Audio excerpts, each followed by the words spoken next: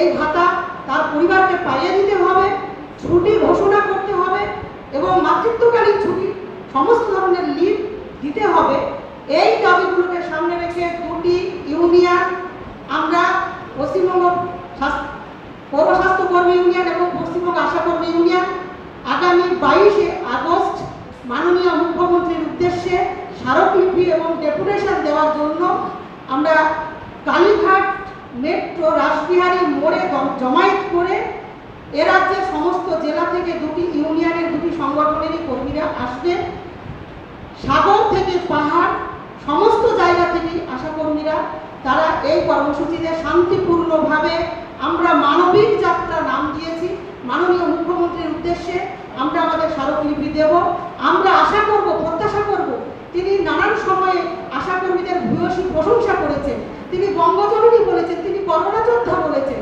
আমরা নিশ্চয়ই তার কাছে এই প্রত্যাশাটুকু করব যে অনুদান নয়, আশাকর্মীদের ন্যূনতম বেঁচে থাকার মতন রাজ্য সরকারের তরফ থেকে 15,000 টাকা যে স্কিল্ড লেবারের মতন ভাতা সেটা দিতে হবে এবং আনুষঙ্গিক 5 লক্ষ টাকা যে করোনাত অবস্থায় মৃত পরিবারকে, তাদের পরিবারকে দিতে হবে।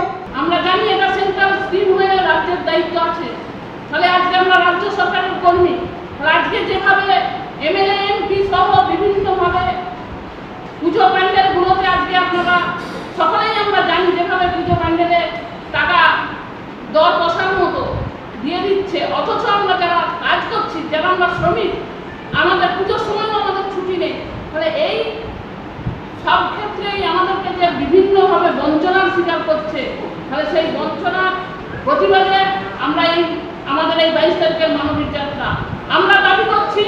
আমরা আমাদের বহু কর্মী ওখানে প্রাণ ঝরে যাচ্ছে, মানে বহু কর্মী তাদের মারা যাচ্ছে, তাহলে অবসরকালীন যে আমাদের ঘোষণা 5 লক্ষ টাকা, সেটা মৃত্যু তার পরিবারকে, এই মৃত্যুর পরে তার পরিবারকে দিতে হবে এবং বছরের 3% ইনক্রিমেন্ট হিসাবে এইটা আমাদের প্রতি বছরের কিন্তু এই টাকাটা দিতে হবে। এখন পশ্চিমবঙ্গ পৌর স্বাস্থ্যকর্মী কন্ট্রাকচুয়াল ইউনিয়ন এবং পশ্চিমবঙ্গ আশাকর্মী ইউনিয়নের পক্ষ থেকে এই মানবিক যাত্রায় অংশগ্রহণ করছি এবং এর প্রথম উদ্দেশ্য হচ্ছে আমাদেরকে কর্মীর স্বীকৃতি দিতে হবে। আজকে আমরা যারা কাজ করছি, আমরা আশাকর্মী হিসেবেও কিন্তু আমরা স্বীকৃত নয়, আরবানে আমরা যারা কাজ করি।